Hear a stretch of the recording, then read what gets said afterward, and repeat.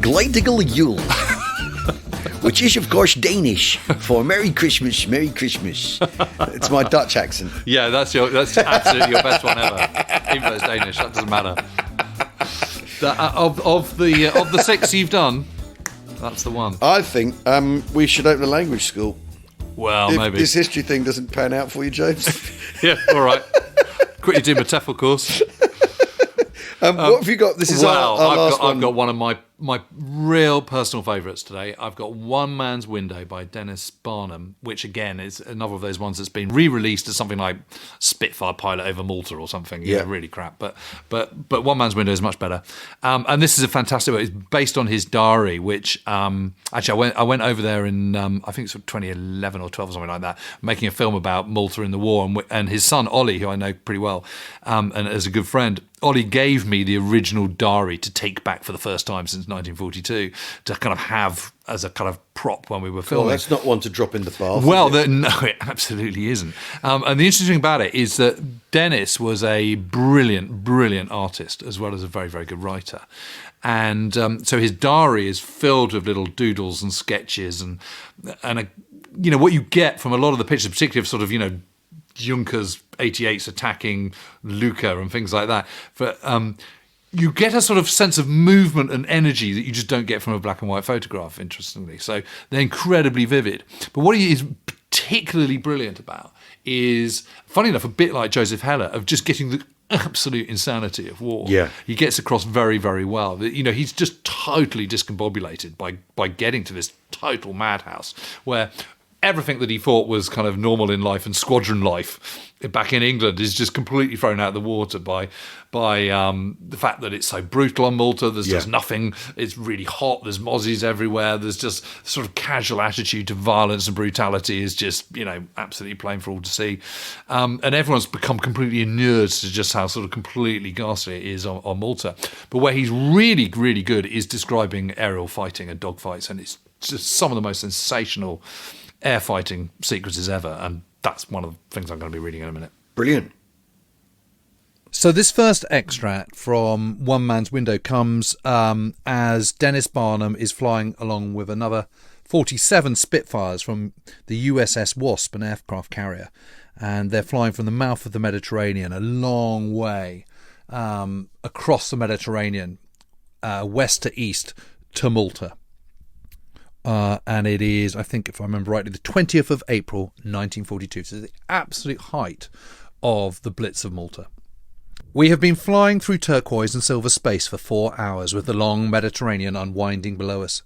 For a time after climbing to 10,000 feet, the russet-coloured mountains of Algiers accompanied us, but finally they retreated into the haze. The sun, mounting higher, has been a blinding light in our eyes. I watched its reflection glistening in the ruffled surface of the sea. With nothing else to look at, I watched the strange patterns blown on the seascape by the wind, but then, about an hour ago, a sheet of white cloud extending below us obliterated the ocean. Because it hid some lumps of rock that should have been our first navigational check, we didn't know we were off course. The wind must have blown us 100 miles from our estimated position, for as the cloud started to break up, the CO discovered that he was about to steer us along the north coast of German-held Sicily. He made a radio call to Malta for a course to steer, but it must have been an enemy voice, loud and jeering, that answered. Glancing southwards, in which direction we had been ordered to fly, I saw the clouds draw back like a curtain to reveal an island, a browned conical hill, floating innocently on the blue water. It was Pantelleria, an enemy fighter base. That was a few moments ago. We had been flying onwards in a south-easterly direction with our fuel levels sinking lower and lower, with 1,000 miles of sea between us and Egypt. And I can believe the stories that pilots, flying this route by night, have been lured onto enemy aerodromes so that their transport machines and crews have been captured. The clouds have disappeared, empty sea stretches in all directions, but undoubtedly the most vivid impression made upon me by this flight has been caused by the metal bottle in my dinghy pack upon which I am sitting. I am obviously developing a whale of a bruise, for no matter how I squirm and wriggle in this tiny cockpit, I can't get comfortable. A disturbance of colour on the horizon is growing steadily nearer. From navigational logic, it is just where I expected it to be. We're changing formation. Each section of 4 aircraft has now become a tightly packed arrowhead. As the apex of the left-hand arrow My outstretched elliptical wings are overlapped by other wings, for 3 profile Spitfires are sliding downwards towards me. 2 islands, like 2 autumn leaves floating on the water, grow larger and larger. The steep cliffs of the smaller are nearer, which must be Gozo with Malta lying beyond it, rush towards us. White walls crinkle a hilltop. The small fields are yellow. Blue water in front of my propeller, and as we cross the channel between the 2 islands, I can see the waves breaking on the sunlit rocks ahead. Now we are leaping inland over the island of Malta. All balsam aircraft, pancake as quickly as you can.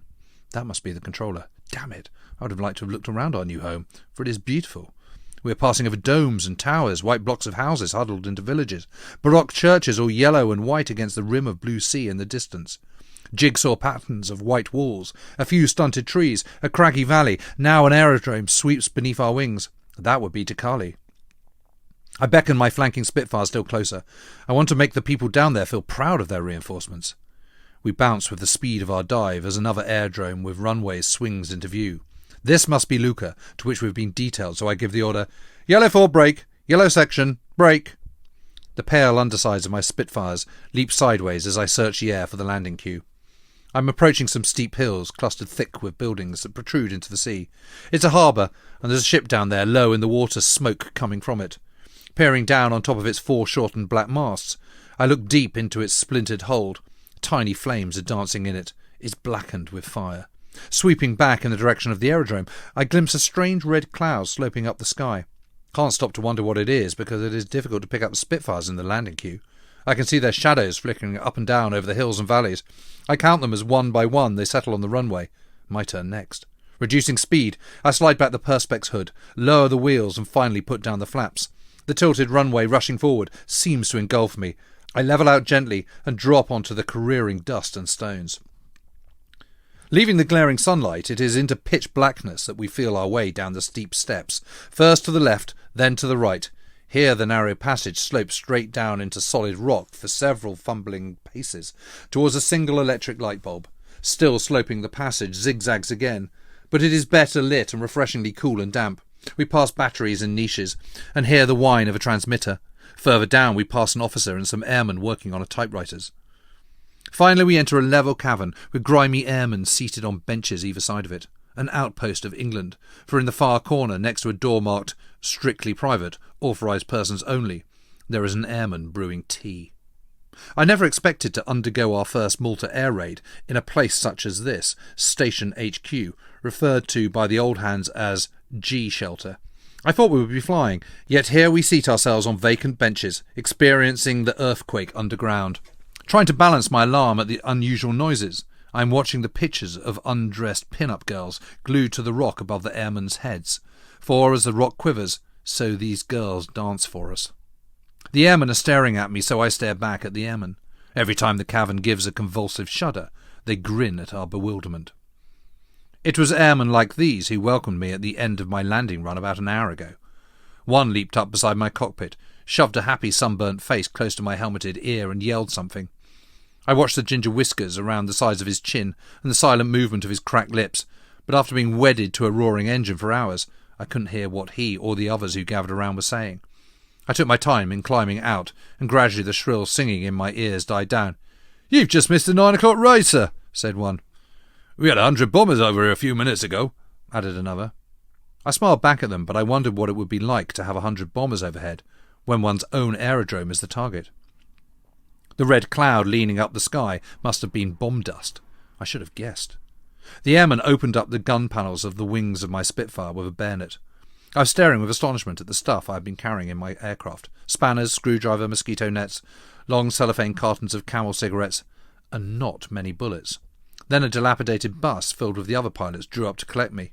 We set off with a crash of gears accelerating down a narrow roadway between high stone walls. The airman driver braked fiercely. We shot off our seats into a tumble of luggage. As he shrugged his shoulders, I saw that the road was blocked by a mountainous heap of rubble. Don't they even know the way around their own aerodrome? I asked myself, but as the bus backed violently in the direction we had come from, I remembered the air raid. We finally arrived at the officers' mess, the 6 officers' mess, we were told, the other 5 having been flattened one by one. We gathered on the carpeted floor of the single room, the dreaded Hugh and Ken talking with the CEO, with Pancho and quiet Cyril standing on the edge of the group. I watched Max and Scotty investigate the rickety furniture, then look out through the glassless windows. But, thirsty after our long flight, we were soon consuming drinks from the angled bar that crossed one corner of the room. We were chatting merrily when the air raid siren screamed. My heart seemed to rise up inside me. I looked at the older inhabitants, lounging back in their armchairs, but they went on reading their papers. I was glad when a guide led us out from the porch and up the road. On our left, spilled from crevices between tumbled rectangular blocks of heavy stone, were tiny fragments of crushed glass. They glittered in the rubble like jewels. Our guide gestured towards a heap with a palm of his hand uppermost, as if throwing something away. "Doc O'Dowd's sick quarters," he explained. "His third sick quarters this week." I heard the murmur of approaching engines, but the CO and the guide continued to lead our party over the potholes. The CO is a big man, very tall, very broad. I'm 6 foot, and I look up to him. He's the kind of man who holds his head high and only looks down with his eyes. Well, there he was, glimpsing up at the Messerschmitt 109s which were turning in pairs over the aerodrome. "The Battle of Britt all over again," he proclaimed. I wanted to run, but I strode alongside him, a flight lieutenant apparently in no hurry. My heart was beating wildly as I listened to the other pilots who made taunting remarks about the circling Luftwaffe. At last, and with considerable relief, I saw we were approaching a shelter.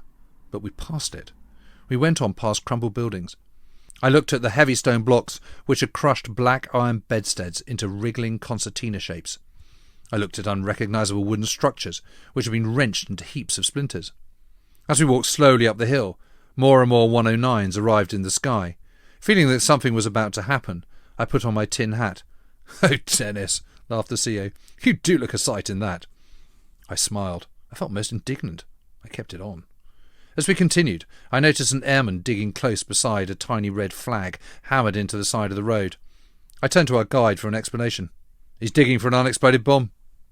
Having read of such heroes during the blitzes in England, I stared at this airman by himself, just digging. I was secretly pleased when he smiled back at me, but at that moment, from the top of a flat-roof structure like a tall concrete garage ahead of us, a white light shot up, and a red flag was hoisted. "The take cover signal," gasped our guide, out of breath as we ran. At the side of the concrete structure was a grave of rubble, and the entrance to G shelter was the end of this heap. We entered the narrow doorway, filed down the steps into the dark, and here we are. The door at the end of the cavern opens, and the aerodrome controller leans round it. 60 bombers diving on Takali. Why not go up and watch the fun?" Back up the steps we climb. German planes, which I recognise as Junkers 88 twin-engine bombers, are streaming down the sky in the distance. Black bomb bursts gush back from the ground, huge globules of smoke, heavy and bubbling, some of them rolling off long stalks like mushrooms. Layers of them brood grotesquely over the network of white walls, over villages that lie scattered over the scene like dice, monstrous clouds rising higher and higher. It is quickly over. The German planes have disappeared behind the curtain of destruction. The bomb smoke slowly clears, leaving a more flimsy veil of red dust. I can see many black pinpoints, each with tall streamers of smoke spurting high into the sky. "Our new Spitfire's burning on the ground," states an experienced Urk at my elbow. This second section is Dennis's first time in combat over Malta. I think it's the next day. And he asks the CEO, Jumbo Gracie, what the tactics are. And Gracie gives him pretty short shrift and just says, "Tactics, there aren't any tactics, just follow me," basically. But anyway, they're taking off, so here we are.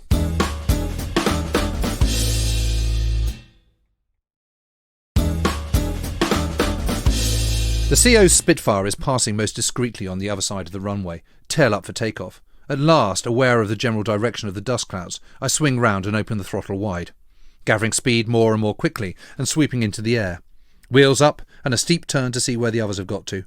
The landscape floods wide around me. Beautiful, beautiful to see the hills and rooftops and churches again. But this is war. Down there the sirens must be wailing. We are climbing higher into the rusty purple void. In all this haze, I can't see the island or the sea, only the 2 Spitfires ahead of me, and the glaring cyclopean eye of the sun staring down at us. 15,000 feet, still in haze, Gracie turning left. I follow in a long stern chase as we dive back in the direction we've come from. I stare through the windscreen at Gracie's tiny Spitfire, closely followed by the CO's, both turning slightly right in the distance. In front of the two retreating planes, a faint brown trace of the island, with bursting anti-aircraft shells, is looming towards us. Gracie steepens his dive, continues turning. We're plunging vertically, but I can see no enemy planes. There they are. Ju-88s. Top plan view. 5, 7, 10, 20, 30. No time to count. Still more appear, all sweeping closer. All sizes extending in depth downwards like fishes in a tank. Some very close, some far away below. Take one near the bottom. My Spitfire shudders as I fire 2 bursts of cannon into a cluster of bombers that get in the way. May have hit one. Can't stop to look. My target is wheeling nicely into position. Ah! A huge part of a Ju-88, nose and engines, flashes out from under my left wing. Must have been right on top of him. Gone now. Easing gently out of my dive, watching my graceful targets flying backwards towards me, larger and larger in my gun sight. Quick search in all directions. Lots of 88s, but no enemy fighters. Target's wings overlapping with my windscreen. I fire. A flash and a burst of smoke from his port engine. He rears up in front of me, turning steep left. Dash the man. Deflection inside his turn. Can only just do it. Fire again. He's swerving to the right. Try for his starboard engine. Fire again and again. Black smoke puffs on my left wing. Balls of orange fire flashing past my cockpit, crackling in my ears. I plunge left, looking back over my left shoulder. For who the hell's hitting me? Nothing there. Just an 88 hanging behind my tail. Can't be him. Swerve back again. My own 88 has drawn away a bit. A pretty thing splaying 2 plumes of smoke that widen as they sweep back towards me. Very pale machine and very close to the water. I wonder if it's going to crash. 109s! 2 head-on views, diving from my left, blinking with light. Curling blue tracers strand about me as I turn towards them. A third got my sight on him for an instant before he went under my nose. Still turning hard left. My helmet's too big for me. Turn, pressure pulls it over my eyes. Can't see. Stupid. Push it up again. Straighten out. That's better. 2 more 109s. From the right this time. Turning towards them. Curl down on the last one. Can't turn sharply enough. Damn the helmet. Another 109 below me. Drop onto its tail. I'll get him all right. A gigantic shape, all rivets and oil streaks. The underside of a Messerschmitt blots out the sky. Gone. But I'm still on a 109's tail. It's right there in front of me, pointing very slightly downwards. My aircraft shudders and shudders and shudders and shudders as I pour bullets and shells into it. It bursts with black smoke and topples over sideways. More 109s from the right. Turn. My Spitfire vibrates violently, and the sea changes place of the sky. I'm spinning. Opposite rudder and stick forwards. I'm level again. 2 more from the right. Once again, my Spitfire flicks upside down. Steep cliffs and yellow ground hang above my head, with black clouds among the buildings there. Bombs bursting? Corrective action was immediate, for I am the right way up once more. Bang! Explosion from my engine. Smoke bursting back into the cockpit. Upside down, spinning again. Cliffs very close. Controls don't answer. All gone slack. Can't stop spinning. Spitfire burning. Out of control. Too low to bail out? Might just make it. Bail out quickly. But everything is going so slowly, oh, so slowly.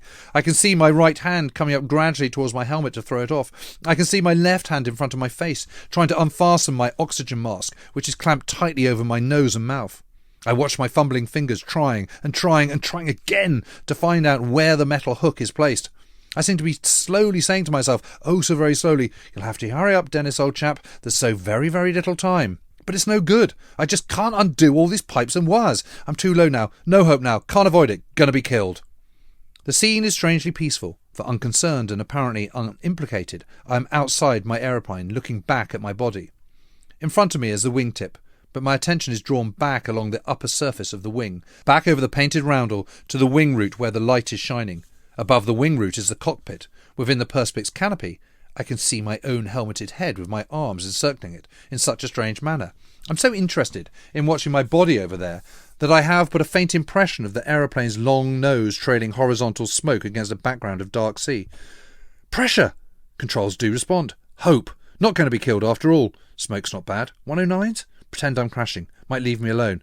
Diving, deliberately lurching down, down, down to white surf at the foot of the cliffs. Rolling sideways, I look back at the enemy planes.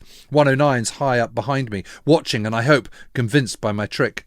Cliffs towering above me. Climb quickly, sweeping upwards over the cliff brink. The Malta landscape reappears. Another huge burst of smoke from the engine. Smoke now pouring from the cowling covers just in front of my windscreen. Throttle dead. Engine dead. 109s after me. Ignore them. Got to put this plane down somewhere. But where? Where? Sinking, I drop my left wing. Patterns of walls. Fields much too small. I'd crash horribly. Searching desperately, I drop the right wing. Worn tracks where aircraft have taken off. An aerodrome! Turning and sinking, I'm much too close to it. Side-slipping with stick fully back, full-top rudder and the wings and body shuddering and shaking, the brittle skeletons of what must have once been huge hangars rush up to meet me. I'm landing downwind, overshooting. Far walls will break me to bits. No wheels then. Belly landing. Turning over the broken hangar, I tighten up the straps. Don't want to bash my brains on the gun sight. But floating, still floating. Aerodrome shrinking. Walls coming. Rudder away from that bomb hole. Stick back, back, back. Crump. Nose has dropped. I'm tossed forward, but held in straps. Tail high in the air. I'm hanging in the straps. But now, as the tail drops and we revert to the horizontal in a cloud of dust, what relief. I've done it. I'm down safely. Reaching towards me, zigzag across the ground. Dust spurts, clattering machine guns, thump, thump, thump, thump, thump of 109 cannons. Out of the cockpit, onto the wing I run, but RT wires attached to my helmet head tug at me, dragging me back. I wrench off the accursed helmet and run for the nearest bomb hole. All broken white rock, my flying suit black. Trying to be invisible, I lie panting, pressing myself down, waiting for the thud of bullets. I waited and waited. The silence was uncanny. Finally, I looked up. It was difficult to believe it, but the 109s had gone. The ambulance sped out towards me. Group Captain Thomas, the officer commanding this aerodrome at How Far, came out in his car and together we examined the bullet holes in my smoking Spitfire. The Group Captain has now brought me to sick quarters. Here, with the spewed bomb rubble beside us, brilliant white, sunlit against the velvet blue, in silence, for the bomb rumble in the distance seems utterly remote, I am at peace. I am drinking a long draught of clear, sparkling water. As I drink, I notice through the bottom of the glass a low wall with figures behind it. As I lower the glass, I see it as a group of Maltese peasants watching at us intently. Thanking the group captain, I'm climbing out of my black flying suit. I'm surprised to see my own knees reappearing, one by one at the end of my khaki shorts. A tall flight lieutenant, describing how the 14 or 20 109s against which I had fought followed me in, shakes me by the hand. I've never seen flick rolls used in combat before, he tells me. Alas, I reply, they were unintentional spins. The Maltese peasants are coming down the road towards us. As they pass, the nearest, a very fat woman, looks into my face with searching eyes, holds my elbow, and presses something into my hand. I smile, but I don't know what to say to her. As she moves on, I look down. It's a small rectangular card, worn and rubbed. Her prayer card, marked with a little cross, and the words, Verbum Dei caro factum est. I look back to thank her, but she is gone. Now the return to Lucca. After collecting my tin hat and sketching things and apologising to the airmen, whom we found watching the sky for my returning Spitfire, telling them it would not come back, I follow Group Captain Thomas, who has kindly driven me here, steeply down into G Shelter Cavern. Gracie stares at me angrily. So you're alive, are you? He says, you nearly pranged us both at takeoff. I stare back at him. Of course I'm alive. And the takeoff? It's irrelevant to arguing about that. Angry at such a welcome, I retreat back up the stone steps. Pancho, Max, Scotty, Cyril, Hugh, and the rest of the pilots of our squadron gather round me in the sunlight. They're telling me how Gracie returned from the action. Your CO's had it. Barnum's dead too. I damaged 2 88s, was all that he said. Isn't the CO back? I asked in alarm. No, they replied. He's missing. This moment is final, ruthless, inevitable dead. I look round at the sunlit hills which we have trodden for just over 24 hours. Cracky stuff, James. Thank you. Ah, my pleasure. That's it. That's all 12 done. Yeah, thanks for listening to our 12 extracts of Christmas. We couldn't think of a snappier title. That's pretty rubbish, isn't it? We will. I think we'll be back next Tuesday, and next Tuesday we'll tell you what those books were, so that in case you missed any of the titles as we went. Although you could, it's probably there on your iPad or whatever. I don't know. How do podcasts work? No one's ever explained it to me. Who knows? Anyway, we'll repeat it. That's the bottom line. Absolutely. Yeah, it's like a. There'll be a blog. We'll do a blog. Don't worry. We'll do a blog with the titles and what these books cost now. Some of them are like 1p, and some of them are unobtainable. No, you can always get them. You can always find abebooks.com. Anyway, thanks very much for listening. It's a happy new year from me, Al Murray. And it's Happy New Year from me, James Holland too. Cheerio for now. Bye-bye.